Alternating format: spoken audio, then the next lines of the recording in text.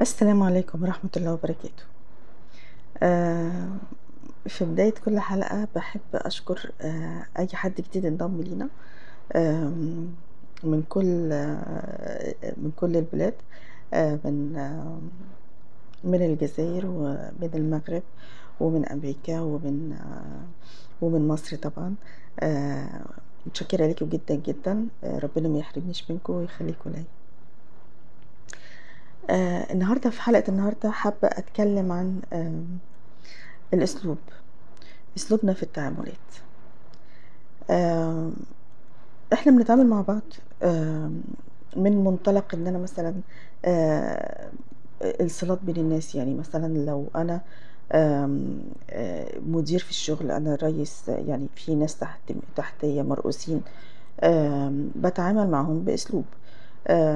باتعامل في بيتي مع إخواتي، مع أبويا، مع أمي، مع أولادي، مع زوجي، مع جيراني، مع أصحابي، زملائي في العمل بأسلوب. طيب، إيه الهدف من التعاملات دي؟ الهدف في كل واحد في مجاله.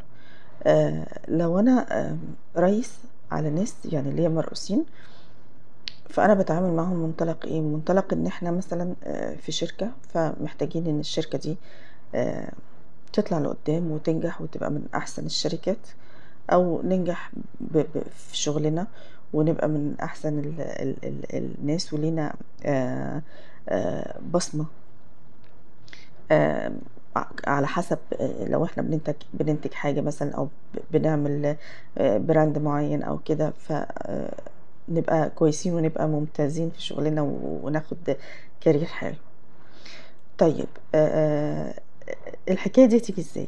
هتيجي بإن أنا أتعامل، أسلوبي يبقى مثلًا tough مع المرؤوسين بتوعي، والّا يعني خُد الشغل ده، أنت مسؤول منه، خلّصه وهاته لي مثلًا في خلال كذا، كده بالأمر. وماشي، ما اختلفناش إن الشغل لازم يبقى جَد.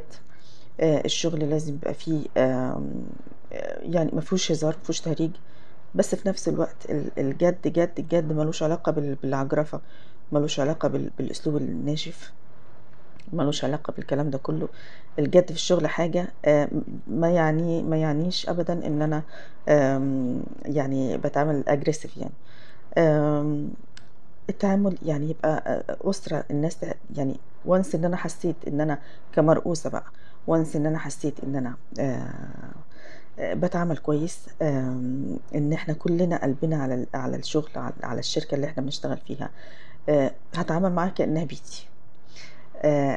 هابقى حابة إنها تنجح، هابقى حابة إن هي تبقى نمرة 1 في الشغل يعني، في الإنتاج وكده، بحُب، مش علشان خاطر أنا باشتغل، مُجبرة إن أنا أشتغل مع مدير مثلًا بيعاملنا معاملة وِحشة، في مقابل إن أنا أديني باشتغل وباقبض آخر الشهر وخلاص.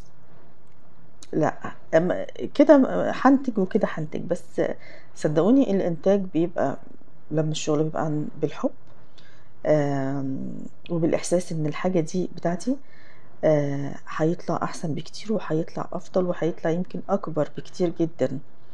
ممكن أعمل حاجات من غير ما تطلب منّي، في سبيل إن الشغل ده يبقى أحسن حاجة في الدنيا. تمام؟ طب ده في مجال الشغل. طيب، في مجال العلاقات بقى التانية، بعيدًا عن الشغل. لو أنا باتعامل مع جيراني بأسلوب مثلًا مش لطيف، بإن أنا مثلًا ما باهتمش بجيراني مثلًا، يعني عفوًا مثلًا ممكن أضايقهم مثلًا بإن أنا أطلّع المخلفات اللي بتطلع من نضافة البيت مثلًا قدّام بيتهم، وهُم بيتضايقوا من حاجة زي كده. إن في ناس مثلًا كتير ما بتراعيش موضوع إن أنا مثلًا ممكن آمم البلكونات فوق بعض، ممكن مثلًا الجارة اللي تحتيّا مثلًا ممكن تكون آمم حاطة مثلًا هدوم نشراها مثلًا والّا حاجة، وأنا ولا كإني شايفة حاجة، وأنا باكمّل وأحُط حاجتي، ولا كإن في حد حاطط حاجة تحت في البلكونة اللي تحت. ممكن مثلًا الناس تقول كذا مرّة، وفي ناس ولا كإنها ولا حياة للعدوانية دي. آآ جيران كتير جدًا بيشتكوا يعني يعني دايمًا بيقولوا اختاروا الجار قبل الدار. طب ليه؟ يعني ليه؟ ما إحنا عايشين جنب بعض، الشقق سواء جنب بعض أو فوق بعض أو يعني ليه نضايق بعض؟ ما هو أنا لمّا أضايق جيراني ممكن في نفس الوقت بقى جيراني لمّا يتضايقوا دول ييجوا مثلًا يعملوا معايا مشكلة، يتخانقوا معايا، ما هو أنا برضه كده مش عايشة كويس، مش عايشة مرتاحة. آمم ليه ما يبقاش الأسلوب حلو؟ آآ طيب ده مع الجيران، مع الصحاب نفس الحكاية، يعني أنا إيه اللي جابرني إن أنا أتعامل مع حد صديق مثلًا على طول بيتعامل وِحِش، على طول بيتكلم وِحِش، على طول أسلوبه ناشف في التعامل، إيه اللي جابرني؟ مش هاصاحبه، مش هيبقى صاحبي تاني، مش هاعمل كده تاني. الناس لو ما كانتش مرتاحة لبعض وبترتاح في القعدة مع بعض وممكن تشكي همومها لبعض وبيصدّروا لبعض طاقات إيجابية، يبقى الصحوبية لازمتها إيه؟ ما لهاش أي لازمة، تمام؟ ده بالنسبة للصحاب. بالنسبة بقى للعائلات، إخواتي، أمي وأبويا، ولادي. طيب خلّينا نركّز على موضوع الولاد، على أساس إن بيبقى في تربية. آآ الأسلوب مع الولاد مهم جدًا، جدًا في موضوع التربية الإيجابية. موضوع التربية الإيجابية ده حاجة صعبة جدًا، وصعب ومش أي حد يقدر يعملها. إنما كل حاجة بتيجي بالتمرين، كل حاجة بتيجي واحدة، واحدة. ما ينفعش آجي أنفّذ التربية الإيجابية ما تجيبش نتيجة أقول التربية الإيجابية لأ مش نافعة. طيب دول ولادي وأنا عايزاهم يبقوا كويسين وعايزاهم يبقوا محترمين وكويسين وربنا هاديهم، مش يعني يبقى بالي طويل، يبقى أصبر، ما فيش حاجة بتيجي مرّة واحدة ومش سحر. أتعامل معاهم بال ال ال ب ب ب بأسلوب حلو، بأسلوب راقي، بأسلوب محترم، علشان خاطر الأسلوب ده مردود لي أنا كمان. طب ما أنا لمّا مثلًا ما هو أطفال مش فاهمين، يعني لسه مش فاهمين في مرحلة التربية، بيبقوا أطفال سِن صغير، لسه بيتربوا، لسه بيفهموا إيه الصح وإيه الغلط. أنا لمّا آجي أتعامل مع ابني أو بنتي مثلًا وأزعّق فيه، طب ما هو وارد إن هو كمان يتعلم أسلوب العصبية، وممكن صوته يعلى، وممكن يزعّق، وفي يوم من الأيام بقى يزعّق، وممكن تكبر فيه ويزعّق لمّا يعني الولاد يعني ربنا يهدينا ويهدي ولادنا يا رب جميعًا ويهدي العاصي. الولاد اللي هي العاقة، اللي فعلًا بتزعّق في مامتها والّا باباها، ده نتيجة إيه؟ نتيجة الأسلوب من الأول، أسلوب التربية وأسلوب ال ال ال التعامل وأسلوب الكلام وأسلوب توصيل المعلومة للطفل من الأول خالص من البداية. كان في مقولة كده يعني أنا بس مش فاكراها بالضبط يعني، بس هي بما معناها يعني، إن في واحد راح يشتكي لسيدنا عمر بن الخطاب عن إن ابنه عاق. آآ ابنه بيقول له ابني عاق وبيتعامل معايا يعني بيتعصب عليَّ، بما معناه يعني بيتعصب عليَّ وبيتخانق معايا كتير هو مش ابن بَرّ كده يعني. فكان رَد سيدنا عمر بن الخطاب آمم يعني قوي جدًا يعني. قال له: "شوف أنت عاملت ابنك إزاي وهو صغير، بيرُدّه لك وأنت كبير. مش معنى كده إن ده صح، مش معنى كده إن هو إن ده حاجة مقبولة، إنما اللي عايزين ولادنا يعاملونا بيه لمّا نكبر، نعاملهم بيه وهُم صغيرين. يعني الزرعة اللي إحنا بنغرسها دلوقتي هنجنيها بعد كذا سنة، تمام؟ آآ أوكي. الحاجة بقى بالنسبة للناس الكبار، للناس العاقلة البالغة. بالنسبة للأزواج، بالنسبة للإخوات، يعني الأسلوب، يعني مثلًا ممكن أنا آجي نتكلم في موضوع وممكن يكون سواء أنا رأيي صح أو غلط، مش بالضرورة يبقى رأيي صح. آآ في موضوع مثلًا ما عايزين نعمله، فأنا أسلوبي مش حلو، فأنا هو كده وما ينفعش يحصل غير كده، ولو حصل غير كده مش عارفة هيحصل إيه وإيه. تمام. ممكن الطرف التاني، الطرف اللي قدامي، يا إما ما يسمعش الكلام وما ينفذش وده في أغلب الأحيان بيحصل، ومن هنا بتحصل المشاكل والصدامات. وممكن برضه في حالات تانية لأسباب تانية، وكل واحد عنده أسبابه يعني، إن هو يسمع ويسكت وينفذ، وهو مش راضي، وهو مش راضي. ف بييجي بقى واحدة واحدة مع مرور الأيام والسنين، آمم بيتراكم حاجات مش حلوة ومش لطيفة، وده نتيجة إيه بقى؟ نتيجة الأسلوب. الأسلوب هو اللي وصّلنا إن إحنا نبقى كويسين أو مش كويسين مع بعض.